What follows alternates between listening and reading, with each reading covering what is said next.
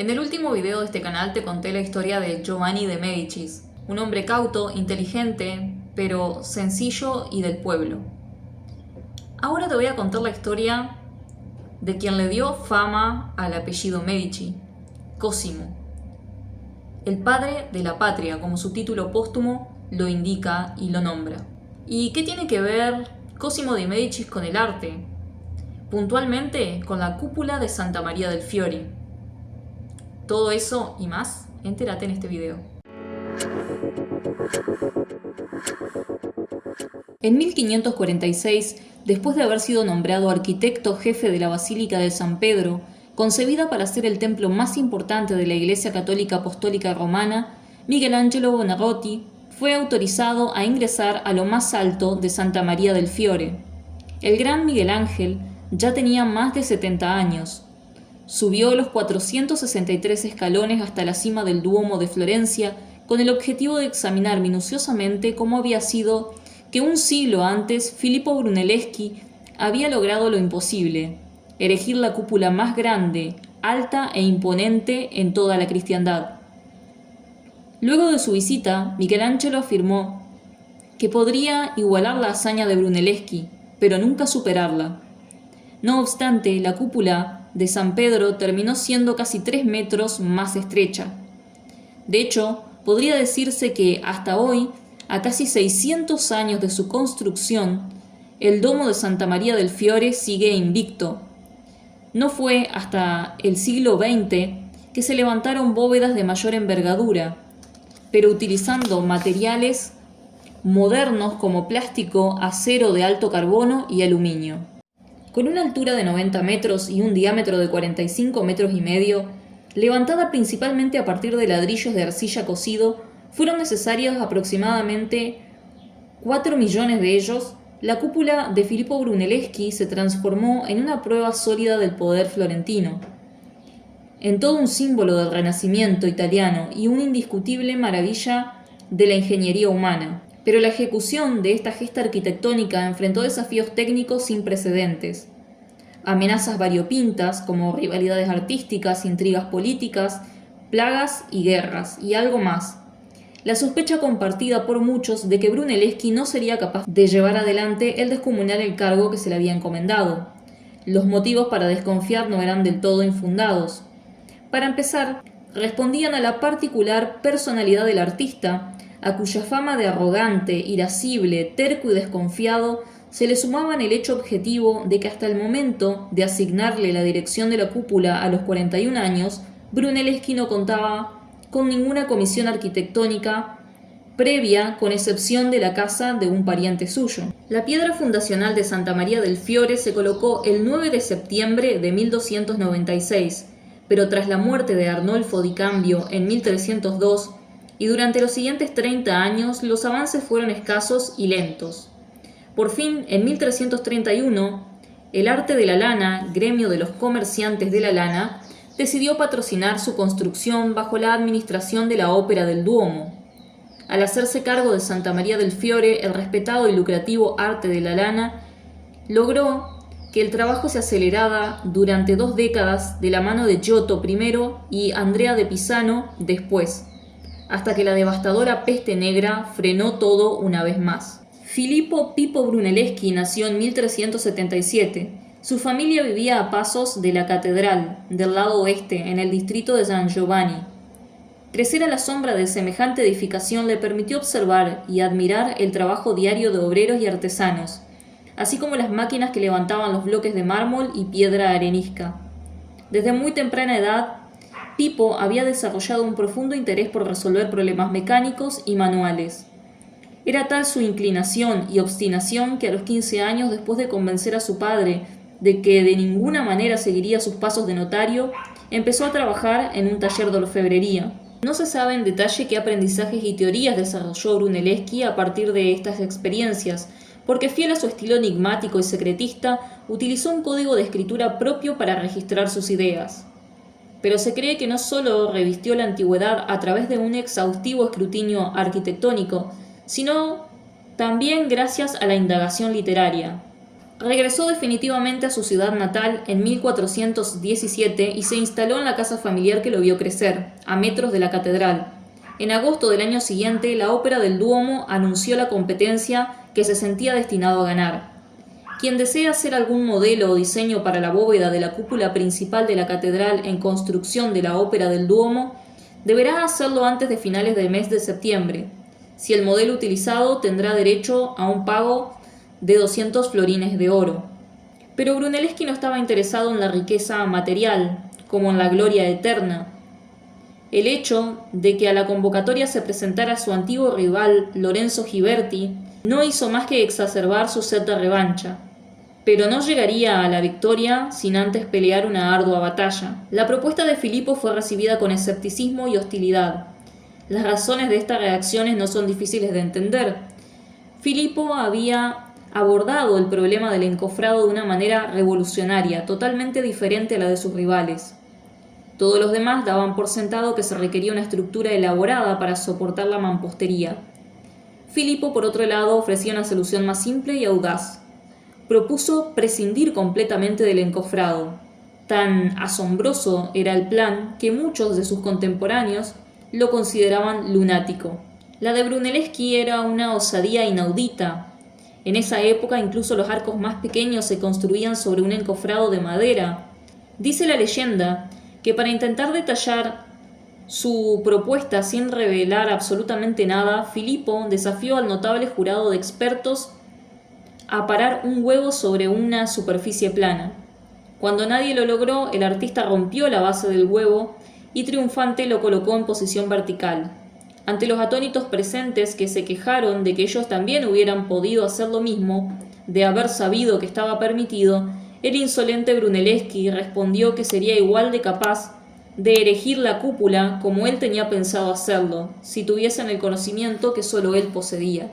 Para diciembre de 1418 todos los proyectos para la cúpula habían sido rechazados excepto los de Brunelleschi y Ghiberti. La decisión final se tomaría hasta abril de 1420, pero en 1419 no fue un año perdido para Filipo.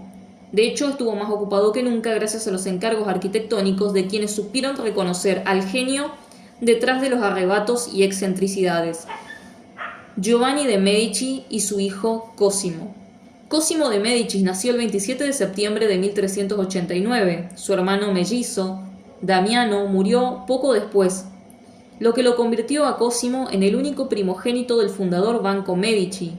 Para cuando su padre falleció en 1429, Cosimo iba a cumplir 40 años y ya contaba con una considerable experiencia en el negocio familiar, dado que Giovanni se había retirado casi una década antes y lo había dejado a cargo de todo. Fue bajo la conducción de Cosimo que el banco alcanzó su apogeo en tamaño y prosperidad. Como mecenas, buscó siempre generar un vínculo con los artistas, mucho más allá de un mero intercambio. Algunas de las más sublimes obras del Renacimiento italiano fueron posibles gracias a su apoyo, entre ellas el monumento funerario dedicado al Papa Juan XXIII, diseñado por Donatello y ejecutado por Michelozzo, la biblioteca de la iglesia de San Bartolomeo y el convento de San Marcos, también encargados a Michelozzo, el coro de la Basílica de la Santísima Anunciata, que Michelozzo comenzó pero finalizó León Battista Alberti, el dormitorio de los novicios de la Basílica de Santa Croce, cuya autoría pertenece a Giuliano da Sangallo, y múltiples obras pictóricas de Fra Angelico y de Ghiberti. A pesar de su éxito, Cosimo nunca olvidó los consejos de su padre con respecto a cómo comportarse socialmente. Parecía ansioso por mantenerse en la medida de lo posible fuera del ojo público y rara vez se lo veía caminar por las calles. Nunca con más de un sirviente a su lado y siempre vestido discretamente, siendo escrupuloso en ceder el paso a los ciudadanos mayores y mostrando el máximo respeto a los magistrados. Además, Cosimo era generoso, o al menos entendía que la mejor manera de disipar el resentimiento era compartir su buena fortuna. Por caso, para su cumpleaños siempre organizaba fiestas que incluían un banquete tanto para su familia y amigos como para sus sirvientes y empleados del banco. Más allá de reconocer y admirar su talento, Cosimo tenía motivos profundamente personales para apadrinar a artistas como Brunelleschi. Cierta vez le había comentado a su amigo, el humanista Vespasiano de Vistacci: «Conozco los humores de mi ciudad. Antes de que pasen 50 años seremos expulsados, pero mis edificios permanecerán. No se equivocó en su profecía, excepto en que la amenaza se materializó mucho antes, apenas 5 años después de convertirse en el nuevo patriarca de la familia Medici. Fue acusado de traición y enviado al exilio. Para entonces, Brunelleschi ya había cumplido su meta de ser nombrado capomaestro de la construcción de la catedral, pero al igual que su benefactor, estaba por enfrentar el embate más violento por parte de sus propios detractores. Si bien no hay pruebas de conspiración alguna, Brunelleschi se había ganado el desprecio de muchos de sus colegas, entre ellos quizá el que más tenía razones para desearle lo peor era Lorenzo Ghiberti. Aunque la ópera del Duomo había seleccionado el modelo de Brunelleschi, el jurado había solicitado que ambos finalistas trabajaran juntos en el proyecto. Filippo aceptó de palabra la idea, aunque después hizo todo lo posible por desplazar e incluso ridiculizar a Lorenzo. Artimañas como reportarse enfermo en días clave, dejando a su rival a cargo de todo pero sin instrucciones ni planos, no hicieron más que opacar la participación de Ghiberti.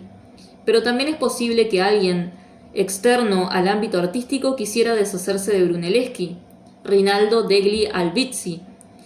Es que después de observar y temer el avance de Cosimo de Medici durante años, Rinaldo había llegado a la conclusión de que era hora de acabar con él y sus partidarios.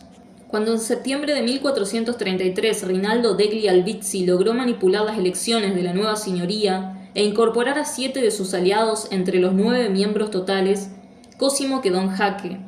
Recibió la notificación de que la señoría lo convocaba a una audiencia durante unas vacaciones en su villa de Mugello, donde se encontraba recluido hacía varios meses. Al día siguiente de llegar a Florencia fue arrestado, encarcelado y enjuiciado. Gracias al testimonio de 2 partidarios suyos, Albizzi se hizo de la evidencia para respaldar sus acusaciones, pero no logró la pena de muerte que pretendía para Cosimo. En cambio, el líder del clan Medici fue condenado al exilio en Padua por 10 años. En su paso por Ferrara hacia el exilio, Cosimo fue recibido espléndidamente por el marqués de Padua. Fue tratado como un huésped de honor por las autoridades. En definitiva, no llegó a su lugar de destierro como un hombre perseguido, sino más bien como un gran señor en sus viajes. Para septiembre de 1434, el mal humor social era tan grande que una mayoría pro-Medici fue elegida para integrar la señoría. Desesperado, Rinaldo convocó a sus seguidores a tomar las armas, una decisión tan reprochable según los valores republicanos florentinos que muchos de su propio partido se corrieron a un lado. Cosimo de Medici regresó a Florencia a tiempo para festejar su cumpleaños número 45. Pocas semanas antes, Filippo Brunelleschi, tras casi 2 semanas en prisión, había sido liberado sin perder un segundo. El arquitecto retomó el trabajo en Santa María del Fiore. 2 años después, el 25 de marzo de 1436, el domo fue consagrado por el Papa Eugenio IV. Los florentinos por fin tenían la cúpula que tanto habían soñado. Aunque en rigor no estaba terminada, faltaba revestir la superficie exterior con baldosas de terracota, tarea que se completó en 1438, y poner los revestimientos de mármol de colores que llevó más de otra generación. Además, la linterna sobre el domo, cuyo diseño también fue de Brunelleschi, finalizó tras su muerte. Brunelleschi murió a los 69 años después de dedicar más de 1/3 de su vida a la construcción de la catedral más magnífica posible para su ciudad. En el proceso alcanzó una hazaña de ingeniería cuya audacia estructural no tuvo comparación. Por un decreto de la señoría fue enterrado dentro del Duomo, un honor que en ese momento solo compartía con las reliquias de San Zenobio, el primer obispo de Florencia. En gran medida fue gracias a él que la arquitectura ganó una reputación inaudita. Pasó de considerarse un oficio mecánico común y bajo a ser admirada como un arte liberal, noble, digno de reconocimiento social e intelectual. Para los pensadores del Renacimiento, Santa María del Fiore era una muestra concreta del renacimiento literal y físico de una civilización, un edificio que rememoraba los logros de la antigüedad, pero superaba. Y hasta acá la primera parte, donde relacionamos a Cosimo de Medici con la cúpula de Santa María del Fiore y Filippo Brunelleschi. En la segunda parte vas a encontrar cómo este personaje, Cosimo, se relaciona directamente con Donatello y una de sus esculturas más conocidas, el David. Te espero en el siguiente video. Y hasta la próxima historia de arte.